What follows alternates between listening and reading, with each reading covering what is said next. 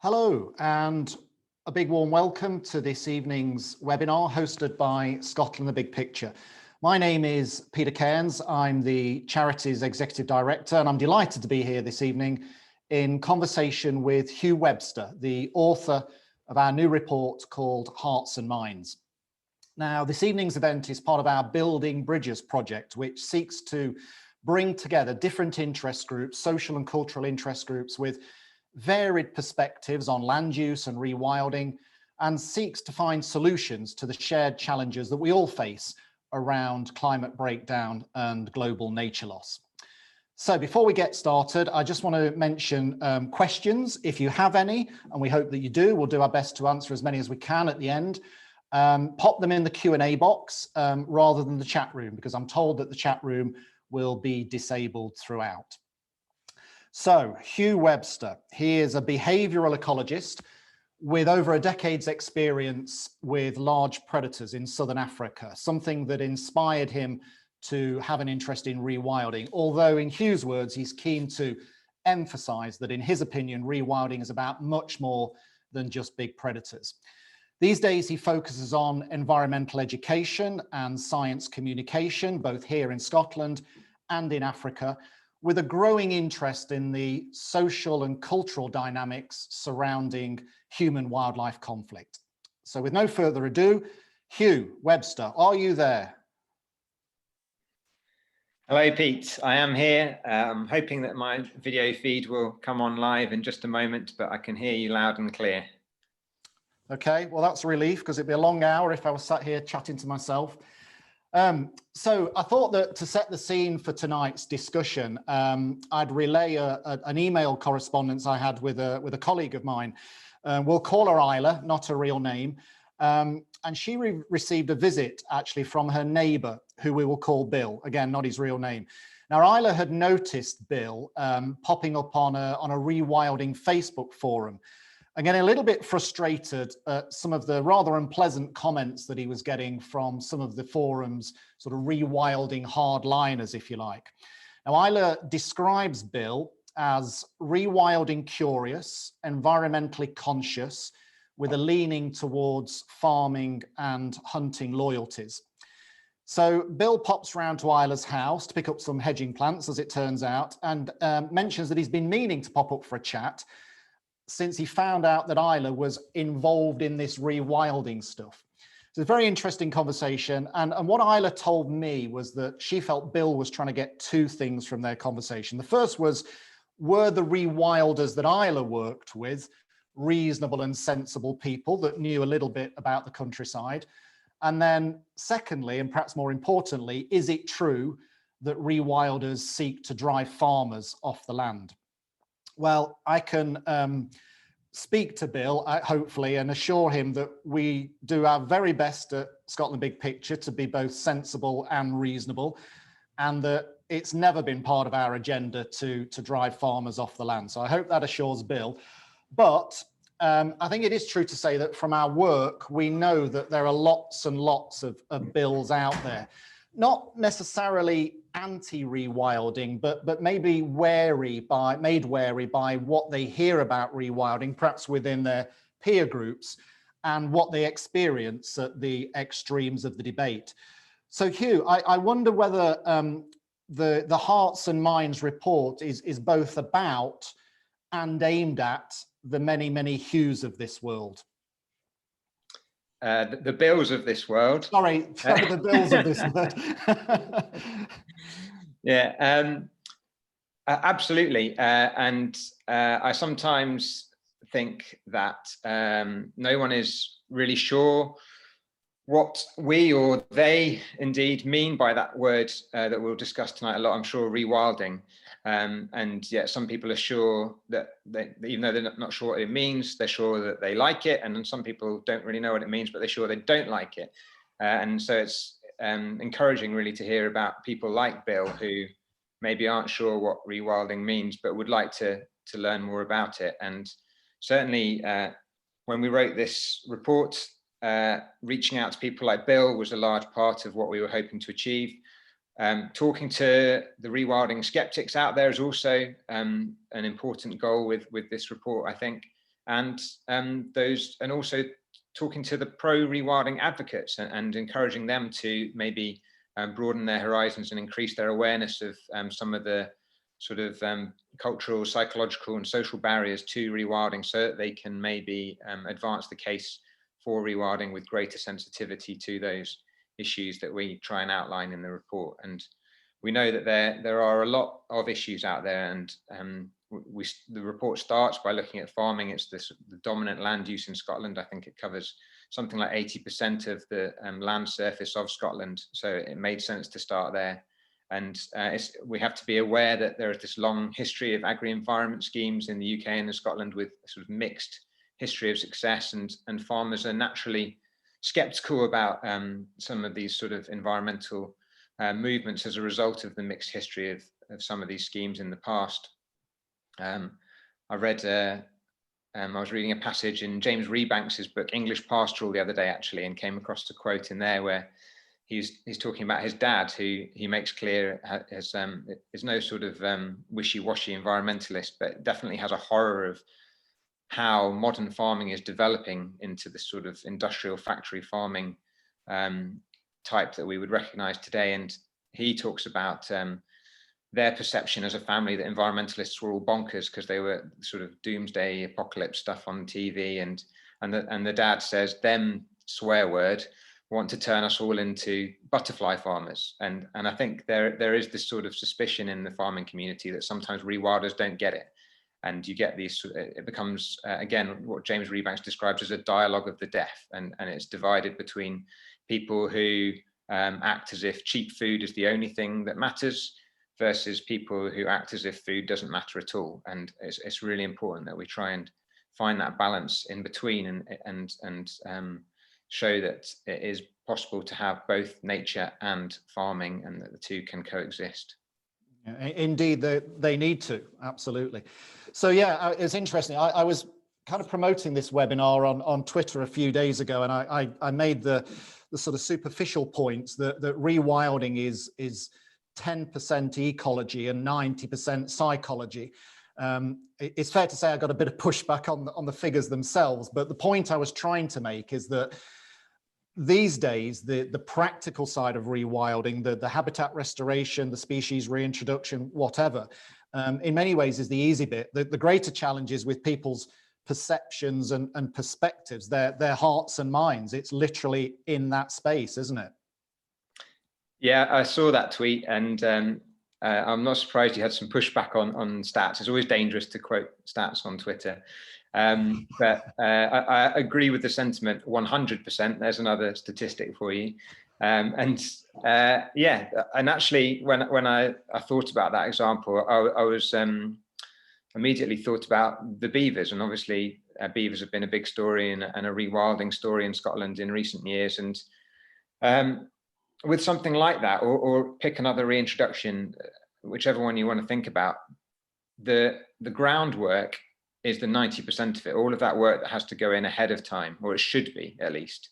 And actually, once you open the crate door or the cage window, or whatever it is, and release your animal, the idea with rewilding is that they should pretty much take care of themselves, and as much as possible, that is the way when you step back and you have that autonomous nature if you can.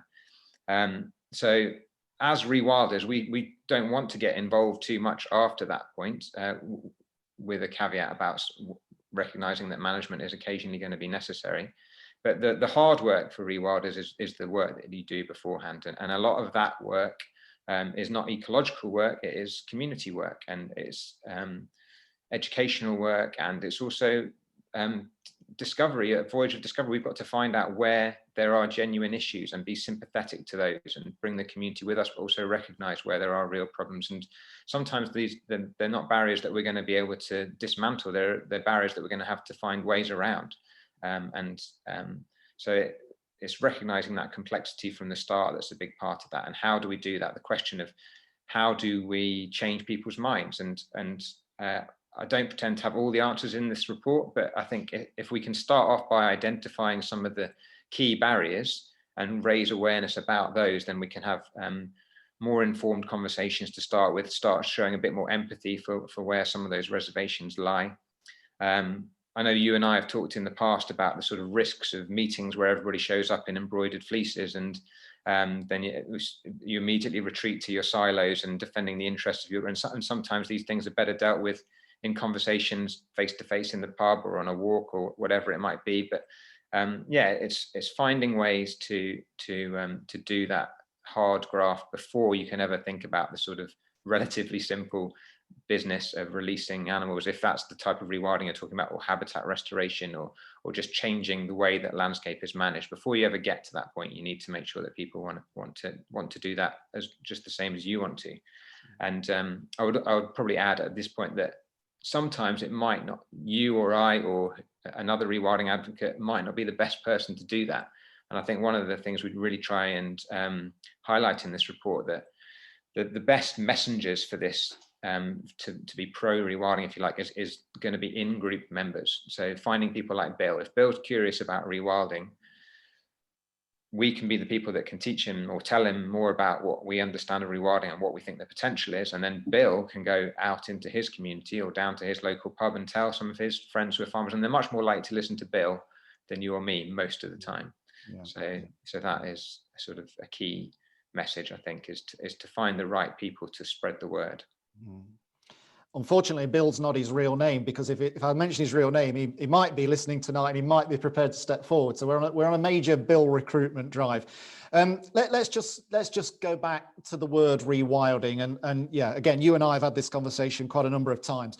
There's a lot of debate about the word itself, and the difficulty of interpreting what it means and what it doesn't mean. Do you think that's a hindrance or a help?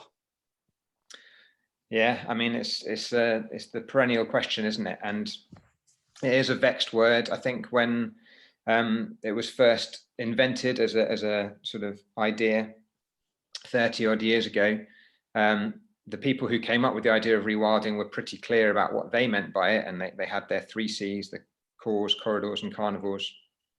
But I think even though there are people who would love to stick to that sort of original definition of rewilding, purists, if you like, I think we have to recognize that the word has evolved over the decades in between. And I sometimes think the word has shown the sort of autonomy of being that a rewilder should appreciate, in that it's refusing to be constrained by human attempts to define it or box it in. And that has been a help and a hindrance. I would say it has been a hindrance in that it has maybe allowed people to sort of indulge their worst fears about what rewilding might mean, and put their sort of concerns about whether it means depeopling or whether it necessarily has to mean that wolves move in and farmers move out, or things like that.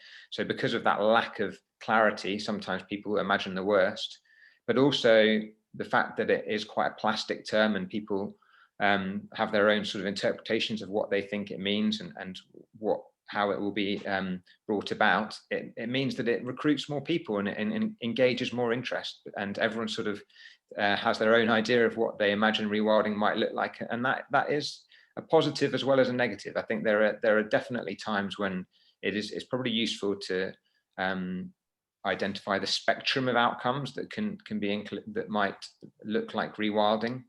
And so maybe there's work to be done on that front, but I think leaving some flexibility in the definition is useful as well. Yeah, I mean, it's this conversation, as you say, that comes around a lot, and I think, you know, we had it as an organization right at the very beginning of our existence, and you're faced with the question of whether to sort of pledge your allegiance to the word or to distance yourself from it, and I think, you know, both have their pros and their cons. I think there are 2 reasons that Scotland Big Picture holds on to it. Firstly, it does capture the public's imagination. And I think the reason it does that is that it represents hope that we might arrest and reverse ecological decline. And the second reason is that if we don't use that word, if we use another word, very often a jargonized conservation type word, habitat restoration, ecological restoration, call it what you will, I think in our opinion, that just leaves too much scope for dilution, too much scope for conservation business as usual. and then you lose the scale and urgency that we believe is required. So it's a double-edged sword for sure. And well, I was going to say it's an interesting conversation. Probably 5 years ago, it was an interesting conversation. I'm sick of having it now. But it's interesting that you think it is a double-edged sword as well. Yeah, I think the word is here to stay. So, Yeah. so it's probably better to take charge of it and make sure that it travels in the right direction as much as possible. And Yeah. I mean, we haven't talked about the problems with the sort of connotations of rewinding. So that when I type rewilding on my phone, it wants to turn it into rewind, and that is a big part of why some people are sort of resentful or fearful of what rewilding might mean, rather than the as you and I would think of it, as a sort of future-looking creative process. Without necessarily a fixed endpoint in mind. So it's a problematic word, but we've just got to work with it, I think. Yeah. So this report looks at different cultural sectors. It's divided into a number of chapters, so to speak. And I guess some of them are very obvious in this sort of discussion. Farmers, as you mentioned, sporting interest groups, landowners. But you also put the spotlight on conservation groups and the general public, where you'd perhaps imagine, at least, maybe not necessarily the case, but you would imagine that support for rewilding is high.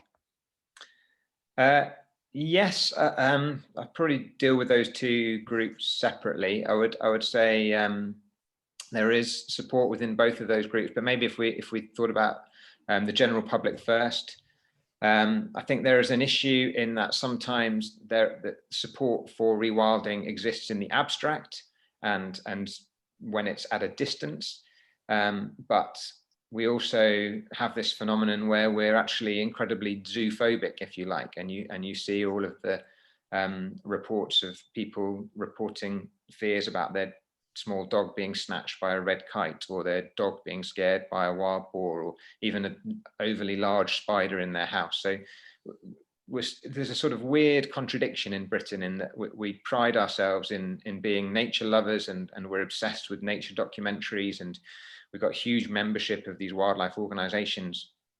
And yet at the same time, we're not particularly good at tolerating even minor inconvenience from wildlife in the relatively small conflicts that we do tend to experience in this country compared to other parts of the world.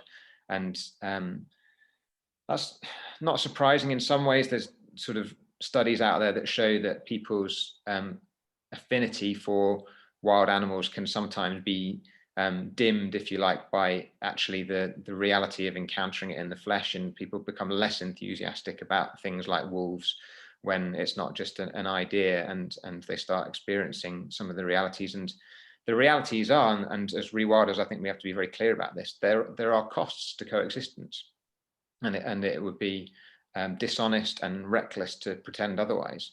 My position, and I'm sure yours, is just that the benefits outweigh those costs. And so I think we have to be very clear about acknowledging those costs, but also to be very strong advocates for the benefits. And so on balance, hopefully convince other people that is the overall picture is a positive one. I mean, go on. Sorry, go on. Well, I mean, there's other things to talk about with the UK public as well. I think there is a problem with a sort of disconnect with nature.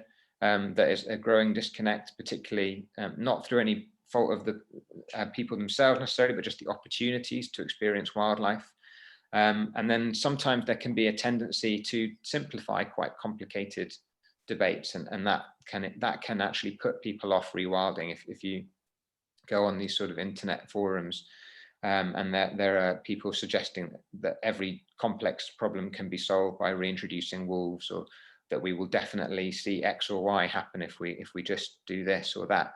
And the reality is that the ecology is super complicated. We live in a human-dominated landscape where some of these trophic cascades that may or may not have been observed elsewhere probably won't manifest in heavily human-dominated landscapes in the UK. And so the tendency to simplify things and sort of make reductive sort of caricatures of arguments is problematic as well. And I think it's problematic for rewilding in that it puts some people off sometimes. Which is, a pattern of communication perpetuated in the popular media all the time, drives me absolutely crazy. Just going back to that, just touching on that condition of zoophobia, how do you speak to the sort of moral argument, if you like, that says, you know, we expect the Africans to live with lions or elephants. We expect North Americans to live with wolves or bears. We acknowledge that across Europe, lynx, wild boar, elk, you know, a lot of these large mammals are expanding their range. I don't imagine that anyone in the UK would advocate their eradication, and yet, bizarrely, we're not prepared to accommodate them ourselves. Where does that come from, and is there a moral case to be answered? I think there is, and it's a point of view that I've argued myself in the past, and I think there is sometimes a temptation that has been encouraged by wildlife documentaries to imagine that there are other parts of the world that have vast wilderness areas where there is no human wildlife conflict, and they've got space and we don't. And I think it's important that we make it clear that that is rarely the case. And actually, in most of these countries, there are huge amounts of human wildlife conflict, and the idea that there, even within national parks, you look at places like Kenya, where the national parks, there's huge amounts of conflict about grazing. Maasai and other pastoralists bringing their livestock into the parks to get access to grass during droughts. So it's not as if other parts of the world just don't have conflict with human activities and therefore they can tolerate wildlife, whereas we would have conflict and we should. So I do believe there is a sort of moral imperative that we should, if we expect other people to live with wildlife, and if we want to live on a planet where there are these amazing, awe-inspiring creatures, then we should be playing our part as well. But at the same time, I'm not sure how useful it is practically to put too much emphasis on that moral argument, because I think it becomes a bit accusatory. And I think when we talk about bringing people with us, it's probably not the most useful tool in the toolbox. And people have, when I've talked about that line of argument with people in the past who are rewilding skeptics, they say, yeah, but it's a long time since the UK had these things, and the culture has changed, how we farm has changed, and there is some truth in that.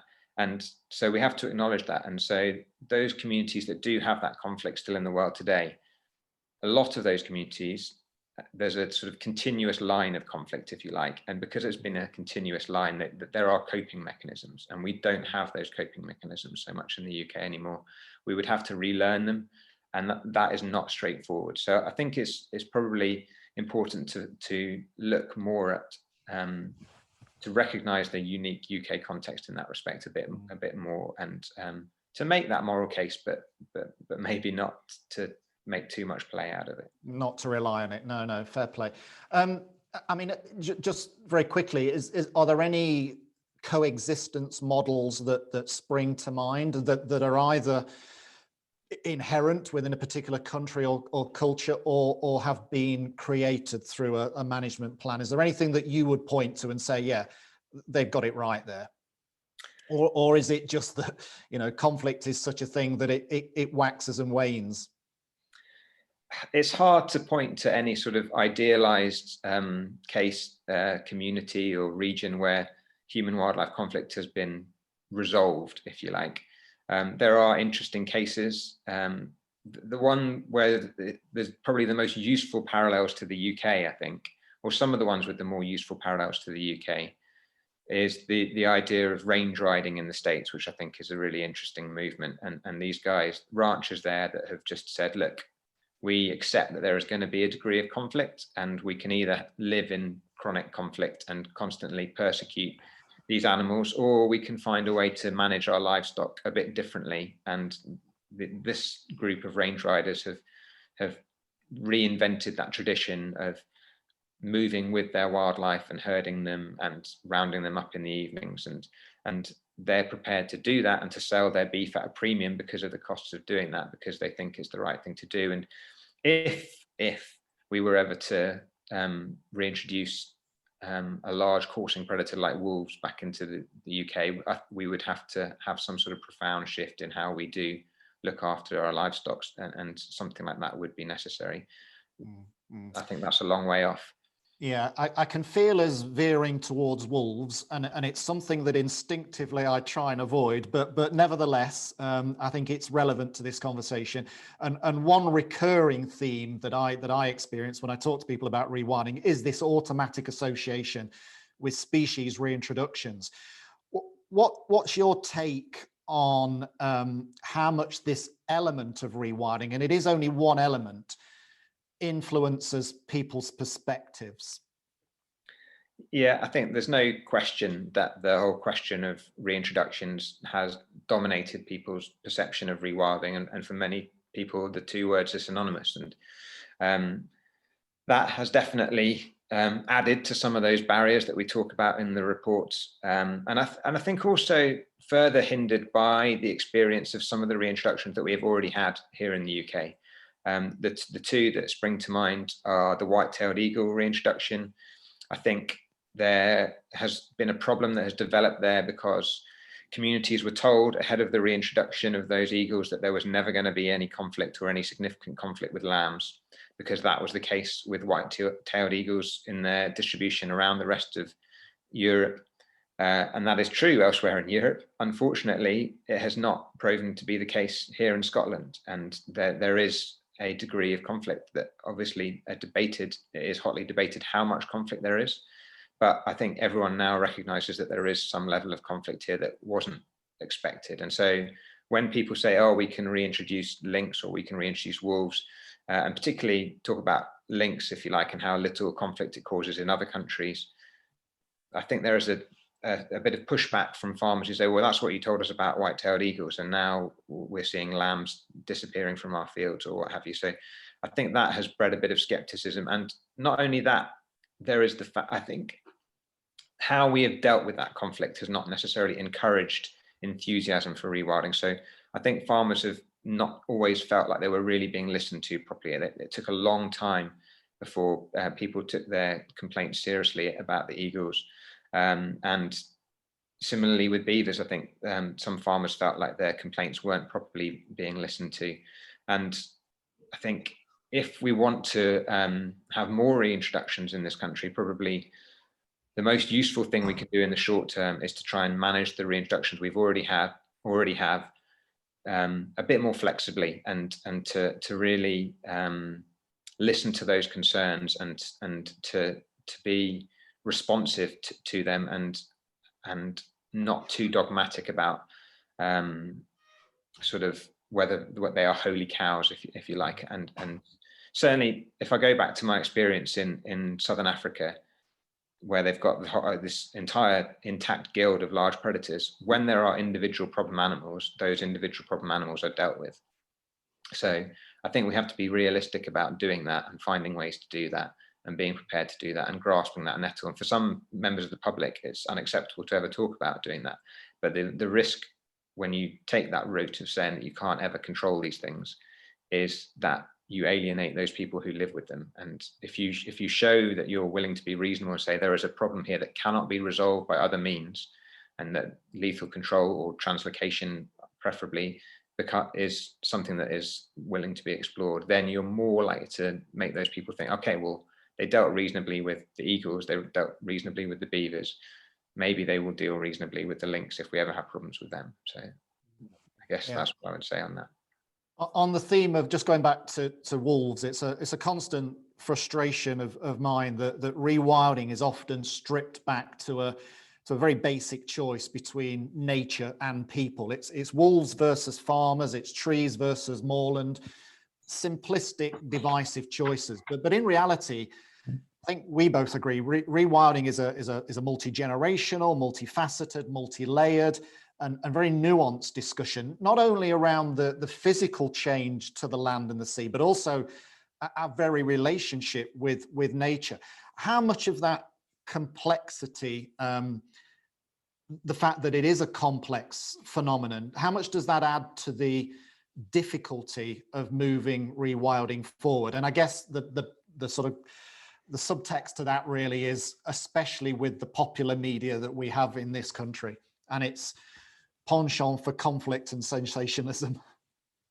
Yeah, I mean, it's the sort of the classic problem of our times, isn't it, really, that this polarization and the lost art of disagreement, if you like. The only sort of candle of hope, and it's quite a fluttering candle that I have, is the experience of COVID, oddly. And you talk about the need for nuance and complexity, and the sort of epidemiology that is involved in COVID and risk assessment and all of the sort of, well, complexity that we've become used to dealing with and hearing about over the last 2 years. People few of us had the first clue about sort of all of the things that we've become very familiar with in terms of talking about testing and R rates and whatever else it might be. So I think that, to me, suggests that we as a general public have the capacity to get to grips with quite complex issues and quite complex science, if we have enough familiarity with it and if we are exposed to it enough. And so I don't think any of the science of rewilding is more complicated than epidemiology. And so if we can, obviously not everybody has got to grips with and there are still debates about COVID, which will be with us for many a year to come, but it suggests to me that we can have sensible discussions and informed discussions about these things. And the same is hopefully true of rewilding. And yeah, I'm a big advocate of nuance and always saying this, but also that. And you can maybe be accused of sitting on the fence sometimes, but I think it's important to acknowledge that both sides of an argument, where there are strengths and weaknesses, and not only to sort of win hearts and minds, if you like, on both sides, but just to get to the truth of the matter. And it's unusual that something has a simple answer, that the truth is normally complicated. And so we have to encourage people to embrace that. Are you putting yourself forward as rewilding's answer to Jason Leach or Linda Bold? No, I don't fancy doing a weekly slideshow either. But yeah, I'm yeah. In the report, you obviously list barriers, your perception of barriers. How much, to what extent do you feel those barriers that are highlighted are unique to Scotland or the UK, or would you say that people are pretty much the same everywhere? Yeah, it's an interesting question, and I think that there are definitely things about Scotland which are unique. And we can go back to the white-tailed eagle example that we talked about before. Like, everything else that we knew about white-tailed eagles before they were reintroduced to Scotland suggested that there was never going to be any significant conflict. And yet the situation, the farming system here turned out to be different. And so that there is a difference about some of the things, how we do things here in the UK. We do more extensive farming, livestock out in fields, than they do in a lot of Europe. We have more livestock, more sheep, certainly, than they do anywhere else in Europe. So there are some unique things about Scotland. There's the unique history of Scotland, the history of the clearances, which we have to be particularly aware of when we're talking about rewilding areas and the fears that people have about whether that means depeopling again. So there are some unique aspects of the rewilding discussion in Scotland, but there's also a large part to which it is the same debate that you have everywhere. These are the same issues about land and people and urban versus rural and whatever else are the sort of common tropes of the rewilding debate that happen anywhere you have this debate, whether it is in Norway, America, South Africa, or Asia. There are commonalities in the conflicts that arise and land sharing versus land sparing and all of those questions that are just part of the modern world. You use some quite powerful language, actually. I think it's in the introduction of the report, which relates to sensitivities around the clearances and the narrative that has evolved as a result of those events. You maybe just speak a little bit about your perception of how that particular history affects the modern day discussion around rewilding, and as you allude to, the sort of association with land abandonment, with depeopling or indeed repeopling. Yeah, well, I mean, obviously it is a sensitive topic here in Scotland, and when you talk about the word rewilding and its initial definition in North America with cores of wilderness areas, and that word wilderness, it is defined, I think, in American law as being somewhere where humans are absent or are only fleeting visitors. And so if you show up in the Scottish Highlands, or even the Lowlands had their clearances as well, if you show up and start talking about wilderness areas, people, I think, quite naturally start thinking, well, wilderness doesn't have a lot of space or room for people in it.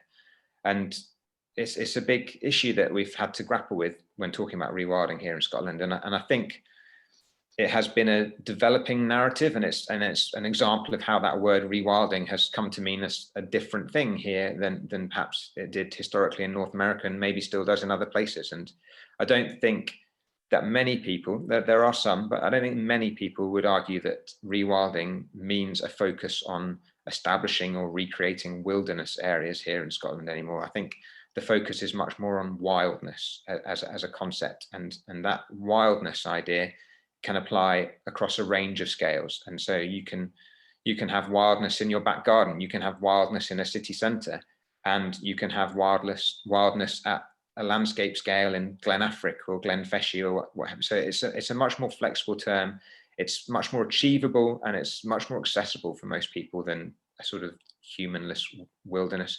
And also it makes allowance for the fact that when you talk about wilderness, you start going down a very slippery slope of suggesting somehow that humans are separate from nature, and that is very dangerous ground, I think. Whereas there is room for people in a wild landscape, and indeed there's no reason why people can't thrive alongside wildlife and wildness, and indeed will enjoy that landscape, whereas wilderness is a much more loaded term, I think. Yeah, no, I think that's very, very relevant. I think it's very easy, as we've alluded to, for this debate to be a sort of a perpetual mudslinging contest across social media. In some quarters, it becomes a never-ending cycle of finger pointing. The report identifies some of the battlegrounds, if you like, but ultimately this is about finding solutions. And at the end of each chapter, you make a series of recommendations. Can you talk us through some of the ways you believe this discussion can be made more progressive, more respectful, some of the common ground, if you like, just some of the headlines? Yeah, I think that sometimes we can focus too much on the barriers and the problems, and that there is probably more common ground out there than is widely realized or acknowledged. And we could sort of, I probably don't want to go through the stakeholder groups one at a time, but even if you start with farmers, for example, farmers have an interest in a healthy environment, just the same as rewilders do. They have an interest in resilient ecosystems, soil health, clean water, and all of those things, and increasingly all of climate change, where we know that rewilding is a key tool in the box for mitigating climate change. So for all of those reasons, rewilders and farmers have interests in common. Farmers and other groups that we talk about in the report, like large estate owners, people with shooting or angling interests, they have a genuine passion for wildlife a lot of the time. It would be remiss to suggest that they didn't, or that they were only in some cases interested in killing it. There is a lot of common ground in that passion for wild animals, and there's common ground in the opportunities that are there, the job opportunities, the social opportunities, the leisure opportunities. So it should be a win-win where people need the same things from the landscape ultimately, and can get the same things. Yeah. There'll be people out there who are passionate about rewilding or nature recovery, ecological restoration, whatever you want to call it, and want to communicate its benefits to family, to friends, to work colleagues, whatever, and even go on social media and promote rewilding. Only a fool would do that. What advice would you give those people? I think be aware of your audience would be a sort of key bit of advice. And so what I would say as an advocate for rewilding would depend on who I was talking to. If I was talking to Bill, who was curious about rewilding and was potentially positive in the first place, then I would talk about the opportunities in terms of the things that I touched on just there with climate change mitigation and ecosystem services, and and all of those, flood mitigation or whatever it might be. But I wouldn't focus exclusively on what you might call the sort of practical or tangible positive effects. I'm very happy to talk about the sort of less tangible things as well, and what I think of as just the enrichment of the human experience, and if that doesn't sound too pretentious. But just the fact that rewilding offers opportunities for us to get more out of our landscape, out of our country, and to be wowed, to experience awe, and wonder, and those things, and the mental health benefits, and all of those. I think those are just as important as the sort of practical, if you like, and pragmatic benefits of rewilding. So that's what I would say to someone who was sort of an easy conversation, if you like, with those people who might be more skeptical or less sort of immediately inclined to hear about mental health benefits or being wowed by links. I think that's when it's really important. I would encourage people to read the report and familiarize themselves with all of those potential barriers that are informed by people's personal histories, their politics, their all sorts of factors that play into why people might be skeptical about rewilding, and to try and start from a position of empathy. I would say it's really important to be empathic to why people might have reservations, to be sympathetic to those reservations, and to try and walk a mile in someone else's shoes before saying they should do this or they should do that, or why are they being so difficult. And so I would advocate for more empathy, and also remembering that point that we touched on earlier, that sometimes we're just not the right people to have that conversation, and you're better off leaving it to an influential in-group member who's more likely to convince them, and recognize that sometimes you can do more harm than good, if you like, if you start sort of preaching about why we need to have wolves, and you think that there are sort of bleak sheep-wrecked wildernesses out there that need to be restored. It's not going to convince anybody who starts from a starting perspective of being worried about rewilding. So yeah. On that basis, Hugh, we're going to wrap up now because we've got lots and lots of questions. But what, on that basis, what would you say if Isla wasn't stood at the garden gate and it was you? What would you say to Bill, the rewilding curious? I would say just give it a go, and just a word, and maybe get in touch with a trusted intermediary, if you like. So us at Scotland the Big Picture, or Trees for Life, or someone who you think could be a reliable person to tell you more about rewilding. But go out, if you're interested, go out and find more, and find out what could be possible or appropriate on your land, and what you could do and what you could gain from that rewilding journey. Brilliant. Okay, great. Now listen, I'm going to try and get through as many questions as I can.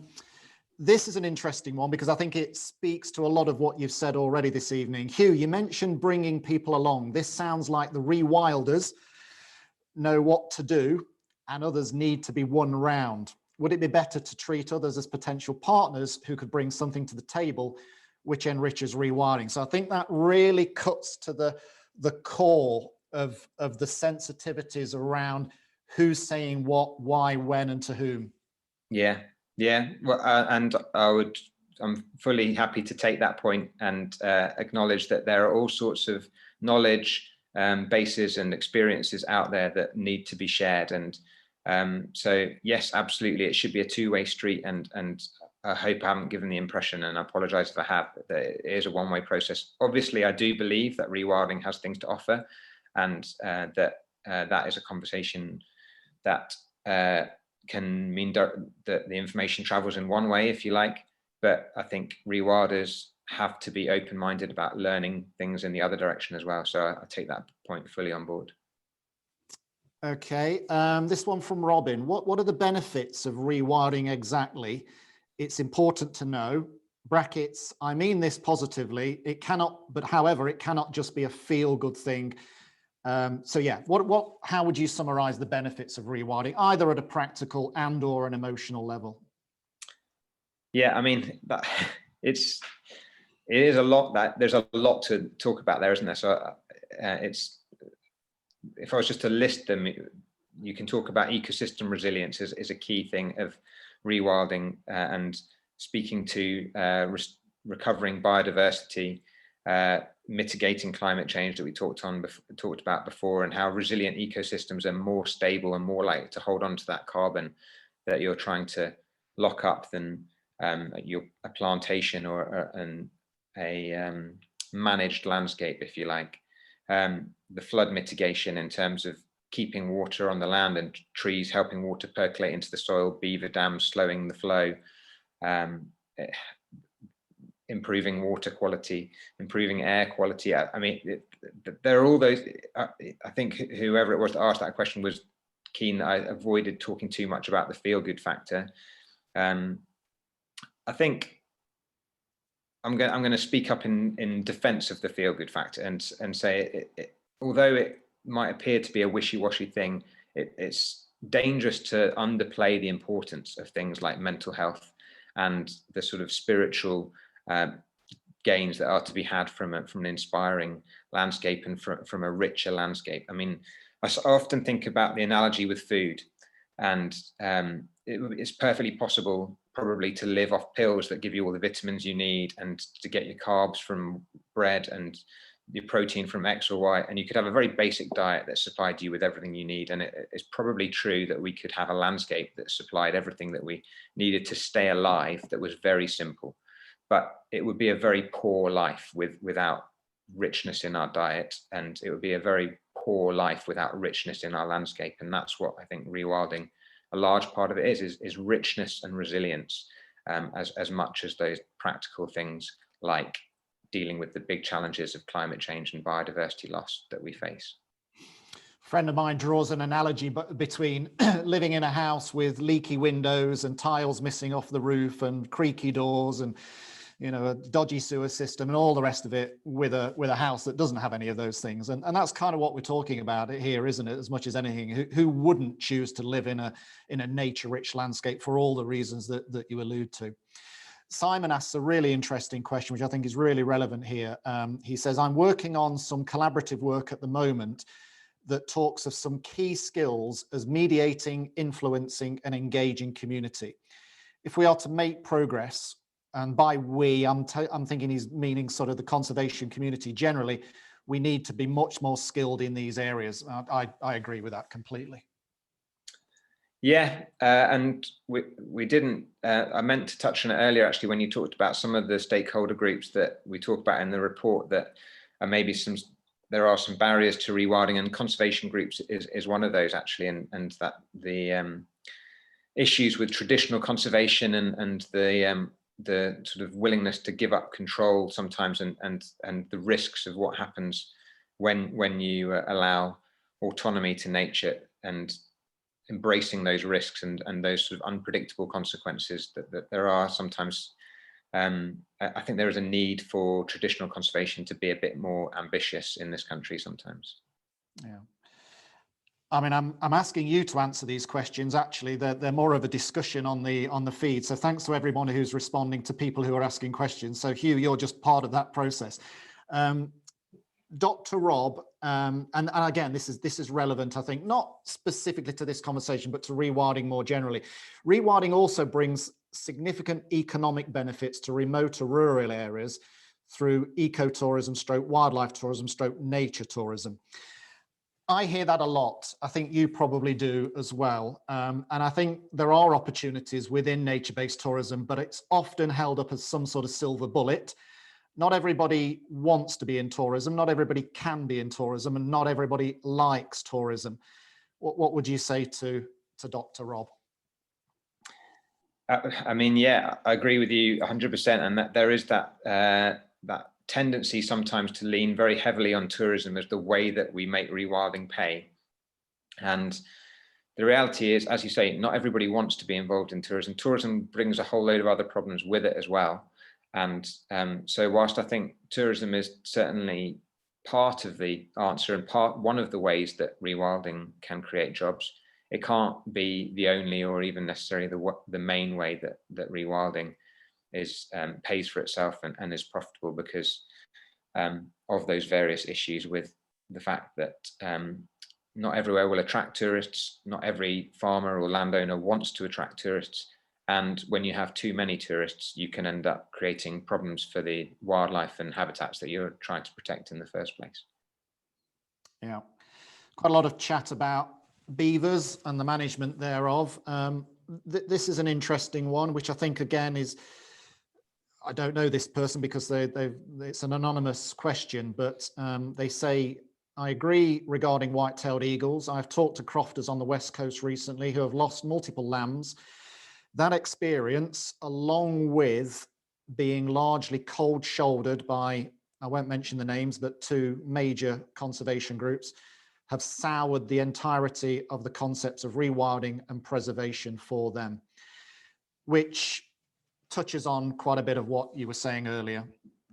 Yeah, and I have heard that a lot, to be honest, and I'm not sure that I can probably guess which 2 nature organizations he's referring to, and to be fair to them, I think that they have tried to be fair, and it has come as a surprise to a lot of conservationists how much conflict it seems there is, and there were genuine well-intentioned attempts made to quantify that conflict, but it is a difficult thing to identify, and you have to understand that as conservationists, the experience in other parts of the world is, speaking frankly, fraud is a thing that exists, and people sometimes make claims that are not real. And so the conservationists had to go out there and try and discover the facts of the matter for themselves. It doesn't work to just take someone's word for it straight off, as offensive as that may be to some people to say that. But so I think I don't necessarily blame the conservation organizations that have been slow to wake up to the degree of conflict, but I think there is a lesson there for us, and maybe more effort should have been put into studying that conflict sooner, and more effort needs to be made to find solutions to the problems where they are most severe, and also to encouraging. I think part of the problem was that there was too much emphasis in the first place on how there wasn't going to be any conflict. And I think with hindsight, and obviously hindsight is 2020, but with hindsight, it might have been more useful to focus on a message of how to promote coexistence and how to minimize conflict from the start, rather than promising that there wasn't going to be any. And that might be a lesson for us going forward. Lots of questions here, Hugh. We'd be here all night trying to answer them. So I think what we will say is that if anybody got any pressing questions, I'm more than happy for them to be directed to me, and I'll pass them on to Hugh. We can answer them after the event. But one here from Karen. How do we communicate all of these benefits to the man on the street? As an ecologist, all of this is obvious to me, but the population in general, for the population in general, it's really difficult to grasp. Yeah, and I think that's why, when I was talking earlier about the importance of emphasizing wildness rather than wilderness, and why the accessibility of wildness as opposed to the accessibility of wilderness is important. And so when you're talking to the man on the street, it might be that you can just get them to look up, and happily these days in our city streets, it's not impossible to spot a peregrine going after a flock of pigeons. And if you spot that on one, you might sort of capture their imagination for life. Or you point them to a wildflower that's growing between 2 cracks in the pavement and talk about its connection to a particular pollinator, or you find a sort of rambling bit of bramble in a city park, and whatever birds might nest in there. So I think getting people to experience it up close and to touch it, to taste it, to be in amongst it is the key to really inspiring interest in the natural world. And that's why trying to sort of find wildness anywhere and everywhere that it exists is a large part of that for me. Yeah, okay. I'm just trying to find this question and I've lost it. Oh no, I've got it now. So again, this is anonymous. My family are farmers who are packing it in after many generations because food from abroad has become so cheap, and it's just disappeared again on my feed. But the thrust of the question was, again, a one that is asked very, very often. How do we combine rewilding and the requirements that places upon land with the need to increase food production, especially local food production. So I suppose the question really boils down to, is rewilding and farming mutually compatible? Is it compatible? I believe so, and I have to believe so. Otherwise, we face a grim future of factory farming as the sort of main and exclusive model. And that's not just grim for wildlife, that's grim for farming communities as well, because we know that factory farming requires far fewer people and has gutted communities from the countryside, human communities, just in the same way that it's gutted wildlife communities from the countryside. So I think we can have rewilding and farming alongside each other. But I think if we want that to be the case, we have to find ways, obviously, to pay for it. And so part of that is being aware of that as a public, that cheap food comes at a cost to environment and to communities. And so ultimately we have to be prepared and support paying a bit more for our food. And that might be a sort of controversial statement when it's all over the news at the moment about inflation and food prices and food banks and people can't afford food. And there are people who are struggling to put food on the table already here in this country. And so these are really complicated issues. You can't just address it from one angle. It's almost a sort of, we have to come at it from lots of different angles. We need to pick up, or to use government terminology, level up those people who are struggling at the bottom of the pile in terms of enabling them to be able to afford good food. Because that's the other issue with factory farming, is there's plenty of calories often, but the quality of those calories is really poor. So we need to make food accessible and affordable for all, but we also, those of us who can, need to be prepared to pay more for it. And that probably means a bit of rebalancing of household budgets. And it's interesting to sort of look at how people spent money in the past. You look at the 1950s and people were spending 35% of their household budgets on food.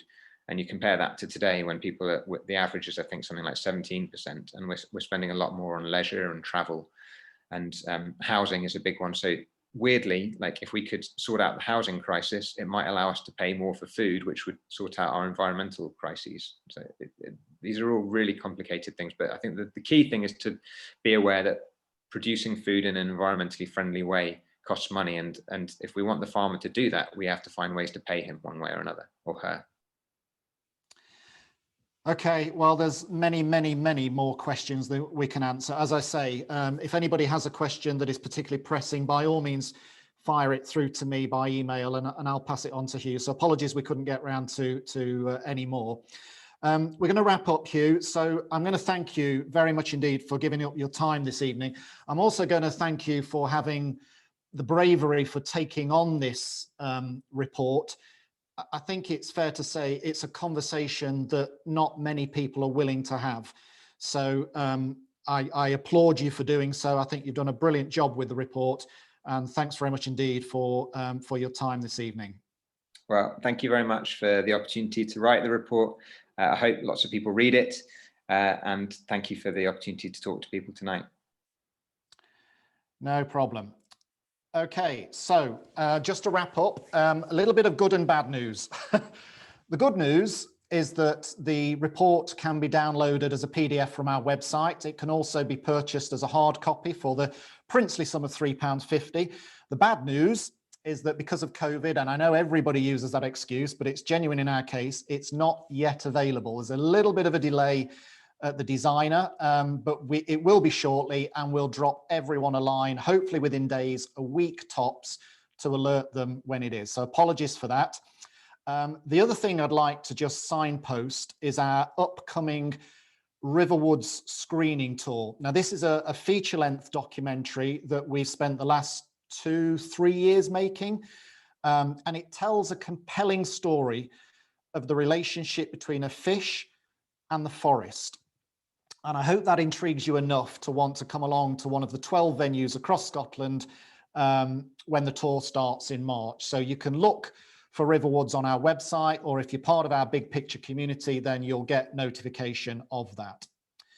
So that's about us. Again, very many thanks to Hugh Webster. Thanks to my colleagues Emma Brown and Matt Larkin, who have been making this happen in the background. Thank you very much to the Pebble Trust, who very kindly supported the production of the Hearts and Minds report. And as always, the biggest thanks goes to you guys for coming along this evening. I hope you found it informative. I hope you found it entertaining. The headline, I would say, with all of this stuff is that everyone agrees that a vibrant, healthy environment is a good thing. The only thing that we sometimes disagree on is what that looks like. Good night.